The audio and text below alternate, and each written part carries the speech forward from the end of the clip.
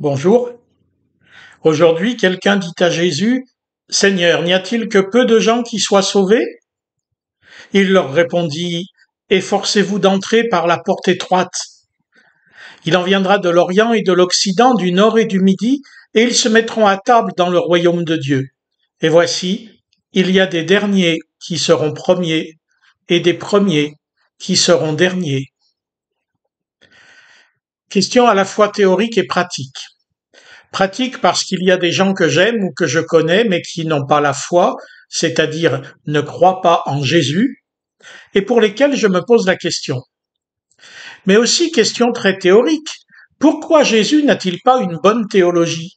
C'est-à-dire, pourquoi ne pense-t-il pas comme moi? Qu'il se justifie? Qu'il me confirme que certains versets, certaines pages de la Bible sont bons à arracher? Qu'il me convainque? Mais non. Jésus ne justifie jamais ses propos. Il est le chemin, la vérité et la vie. Du coup, outre le premier sens du texte qui concerne les païens et les juifs, il se tourne vers moi et en retour c'est lui qui me somme de me justifier. Où en es-tu, me dit-il, de ta foi, de ta rencontre avec Dieu? Pourquoi poses-tu la question des autres et ne poses-tu pas la question de toi? Quel chemin empruntes-tu? Par quelle porte veux-tu passer? Et me voilà confronté non pas à une théologie que j'aime ou pas, mais à ma propre vie, à ma propre foi.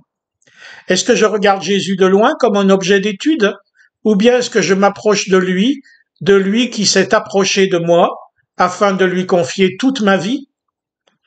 L'affirmation de Jésus, « Je suis la porte des brebis », est la réponse bien claire à ce qu'il dit dans notre texte.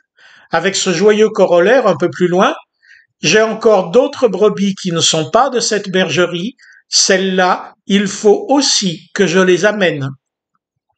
Manière de me dire, les autres, je m'en occupe et je sais ce que je fais. Et ce qu'il fait est bel et bon. Ça nous concerne tous, pris d'entre les nations, juifs ou grecs, de peau noire ou blanche, de telle ou telle langue ou origine, nous serons à table avec lui dans le royaume de Dieu. Mais attention, gardons-nous de nous prendre pour des premiers. Premiers par notre origine protestante ou chrétienne, quelle qu'elle soit, premiers par notre pratique religieuse ou par la qualité de notre foi, premiers par nos engagements ou par notre éthique, notre morale. Le sceau du baptême n'est pas un ticket d'entrée au paradis, ni une garantie de richesse ou de santé, mais ça, vous le savez. C'est le témoignage de l'amour agissant de Dieu pour ceux qui ne le méritent pas, enfants ou pécheurs. Il n'y a pas de troisième catégorie. Malheur à ceux qui pensent le mériter et qui resteront dehors, devant portes fermées. Heureux ceux que Jésus appelle et à qui il offre le pardon de Dieu et qu'il invite aux tables éternelles où nous nous rassasierons de sa présence et de sa vie à nous offerte.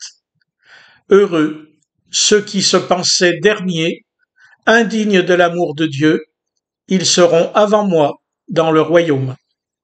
Mais heureux aussi ces premiers qui accueillent le Christ vivant non comme un objet d'étude ou une confession de foi, mais comme le Seigneur et le Sauveur de leur vie.